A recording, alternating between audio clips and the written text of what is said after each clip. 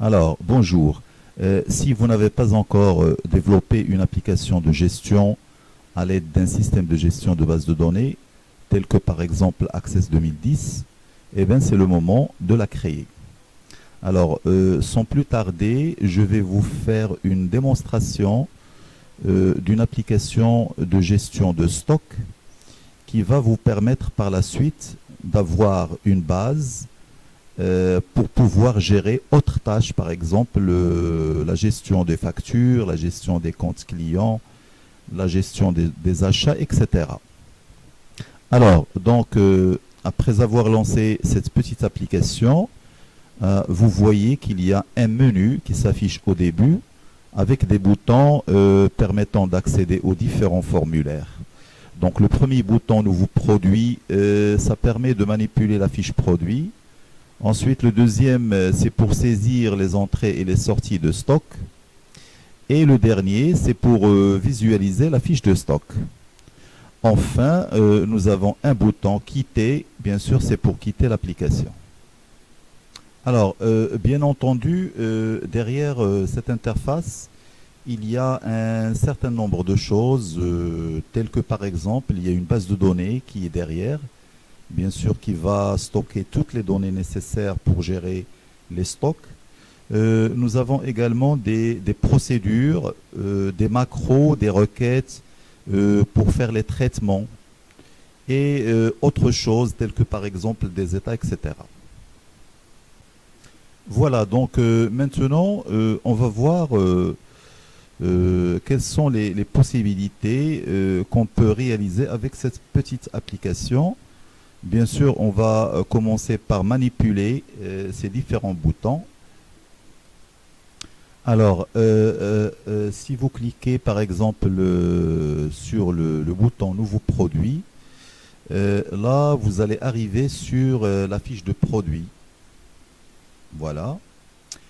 Et là, vous pouvez saisir un nouveau produit, par exemple, en cliquant sur le bouton Nouveau. Alors, par exemple, ici, je vais saisir un nouveau produit. Donc, je donne le code du produit. Par exemple, produit, produit 7, par exemple. Voilà. Ensuite, sont libellés, par exemple, une clé USB. Le prix unitaire, donc je donne n'importe quel prix. Le stock minimum des clés USB, donc je saisis 120. Et le stock maximum, par exemple, 300 clés. Alors, une fois terminé la saisie, je sauvegarde mon travail. OK, vous voyez là un message de confirmation qui a confirmé l'enregistrement. Donc, je valide par OK. Voilà, donc là, j'ai saisi un nouveau produit. Nous avons encore une autre possibilité, c'est de faire une recherche facilement. Alors là, j'ai une liste déroulante et j'ai là tous les produits. Donc, tous les produits. Donc, nous avons, par exemple, si vous voulez afficher la fiche de la carte graphique, il suffit bien sûr de la sélectionner. Et vous voyez là son prix, son stock min, son stock max. Et bien sûr, on peut ajouter d'autres informations concernant le produit. Donc ça, c'est juste. Si vous arrivez par exemple à créer ces champs-là, vous pouvez bien sûr par la suite ajouter autres informations. Je peux par exemple modifier. Par exemple, ici, la carte graphique, il a un prix de 700. Donc je peux modifier le prix. Donc je mets par exemple, au lieu de 700, 600. Et je sauvegarde cette modification. Voilà. Donc, c'est sauvegardé. Alors là, je vais chercher encore une fois. Voilà. La carte graphique. Et vous voyez là, la modification a été réalisée. Nous avons également une possibilité de supprimer une fiche produit en cliquant sur ce bouton. Si vous voulez supprimer le produit carte graphique, il suffit de cliquer sur ce bouton-là. Et finalement, une fois vous terminez, vous devez normalement revenir au menu principal en cliquant sur le bouton fermer. Voilà. Alors donc après le bouton qui permet d'afficher la fiche produit, nous avons également une autre possibilité pour faire entrer et sortir les mouvements de stock, hein, les entrées et les sorties des produits. Alors là, il suffit de cliquer sur le bouton. Voilà, vous avez une autre interface, saisie des mouvements de stock, c'est-à-dire la saisie des entrées et des sorties. Alors, si vous voulez par exemple manipuler les mouvements d'un produit, donc c'est très simple, il suffit de cliquer dessus là dans la partie recherche. Par exemple, vous voulez mouvementer ici les chemises. Alors vous voyez, une fois je clique sur le produit, le nom du produit, ici on trouve son code facilement et puis le libellé qui s'affiche juste à côté. Et là, vous avez une date qui a été, pardon, qui a été affichée automatiquement. Et nous avons l'entrée max, c'est-à-dire la valeur à ne pas dépasser si vous voulez saisir une entrée. La même chose pour la sortie. Donc, je commence par saisir, par exemple, une entrée des chemises. Donc, je clique sur Nouveau. Voilà. Donc là, ça me donne l'état du stock des chemises. Alors là, que signifie entrée max? Entrée max 400, ça veut dire que vous avez la possibilité de faire entrer 400 chemises au maximum. Alors là, je vais saisir par exemple le 300. Alors 300 et je clique sur enregistrer. Voilà, l'opération est bien enregistrée. Donc si vous voulez saisir encore fois une opération d'entrée ou de sortie pour les chemises, alors je clique sur nouveau. Vous voyez là, j'ai la possibilité de saisir au maximum que 100 chemises. Pourquoi? Parce que tout simplement j'ai une seuil, un stock max à ne pas dépasser. Par contre, j'ai la possibilité de faire sortir jusqu'à 300 chemises. Hein. Donc là, par exemple, j'ai 300. Si je saisis par exemple 302, c'est-à-dire que je vais dépasser exprès la sortie max. Donc je vais mettre ici 302. Voilà. Je vais essayer d'enregistrer et voilà là un message qui va vous dire attention, vous avez dépassé la quantité en stock. Hein, voilà, donc cette opération a été annulée. Hein, donc si je veux bien m'assurer, voilà, donc il y a toujours 300 chemises pour la sortie max et l'entrée, je ne dois pas dépasser 100 chemises. Voilà. Ok, donc ensuite, on va manipuler un autre produit. Donc, je prends par exemple les cartes mères. Voilà. Alors, les cartes mères, donc, je vais cliquer sur Nouveau. Alors, les cartes mères, vous voyez le stock. Donc, le stock, la sortie max, c'est 25. Donc, je ne dois pas dépasser 25 pour ce produit-là. Et l'entrée max, c'est 55. Donc, je vais essayer, par exemple, de vendre, hein, par exemple, de faire sortir 20 cartes.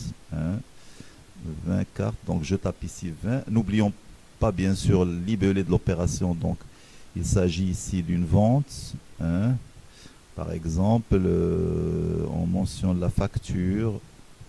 Hein, donc, tout ce qui est relatif à la sortie. Donc, une facture, par exemple, 300. Pardon, alors là c'est 322 et puis je vais enregistrer l'opération. Donc l'opération a été enregistrée. Si vous voulez encore une fois manipuler le même produit, c'est-à-dire les cartes mères, vous cliquez sur nous, vous voyez là. Donc tout à l'heure il y avait une autre valeur et là vous voyez qu'il ne reste que 5 la possibilité bien sûr de faire sortir au maximum 5 cartes mères. Alors voilà, c'est très intéressant. Donc vous allez là, cette partie-là en rouge, ça vous permet de contrôler bien sûr la saisie, hein. Donc, il vous empêche de dépasser le maximum de stock. Et bien sûr, la même chose pour le minimum, le stock d'alerte. Alors, si vous avez commencé une opération et vous voulez l'annuler, donc il suffit bien sûr de l'annuler à travers ce bouton-là. Et une fois terminé, bien sûr, la saisie des mouvements de stock, on va quitter cette partie en cliquant sur le menu, plutôt le bouton fermé. Alors, le troisième bouton, fiche de stock, ça nous permet bien sûr de visualiser la fiche de stock, c'est-à-dire quelles sont les entrées et les sorties qui ont été réalisées. Alors, je clique dessus. Voilà, nous avons la fiche de stock d'un produit. Donc, par exemple, je choisis le produit clavier. Donc, voilà. Vous voyez là le code du clavier, c'est le produit numéro 2. Ensuite, nous avons ici toutes les opérations qu'on a effectuées au niveau des entrées et des sorties. Donc là, vous voyez, nous avons par exemple au niveau de l'entrée la valeur 60, ensuite une sortie de 10, 30, etc. Et puis, ce qui est très important, hein, ici, c'est le total et la fiche de stock. Donc là, il y a une petite erreur parce que j'ai saisi sans faire attention. Voilà, donc je change. Voilà. Alors, si je prends par exemple la carte mère, hein, la carte mère qui est le produit numéro 1, donc j'ai un total d'entrée de 35, de sortie de 30 et il me reste juste 5 cartes mères au niveau de mon stock. J'ai également la possibilité d'imprimer. Alors, je clique sur imprimer. Donc, c'est bien sûr, comme vous le voyez, c'est le produit numéro 1. Je clique dessus et là, vous voyez, j'ai un état. Hein, donc, l'objet état, ça vous permet bien sûr d'imprimer votre fiche de stock d'un produit. D'accord? Voilà. Alors, si vous voulez imprimer, voilà, vous avez le bouton imprimer juste à côté. Et puis, vous pouvez jouer un petit peu sur les marges, le paysage, etc. Donc, vous avez tout un menu concernant tout ce qui est impression. Alors là, une fois vous terminez, donc bien sûr, je ferme. Et je retourne toujours à mon formulaire fiche de stock. Ok, donc voilà. Donc, une fois je termine, bien sûr, je vais fermer cette fiche de stock et on est toujours dans le menu principal. Alors pour quitter l'application, donc il suffit de cliquer sur quitter. Voilà, donc pour résumer, c'est une petite application qui vous permet de gérer les fiches de stock. Voilà le premier bouton. De gérer également les entrées et les sorties de stock. Et puis, voir la fiche de stock de chaque produit et même l'imprimer. Hein. Bien sûr, derrière tout ça, il y a une base de données à créer, toujours avec Access. Il y a des procédures à manipuler, donc des états, des requêtes, etc. Donc les prochaines séquences de cette série de vidéos seront consacrées aux étapes qui permettent de créer cette petite application. Donc moi j'ai commencé à l'envers, j'ai fait une petite démonstration de cette application et par la suite je vais vous donner toutes les étapes nécessaires pour arriver à créer cette application. Donc, je vous remercie de votre attention et à la prochaine.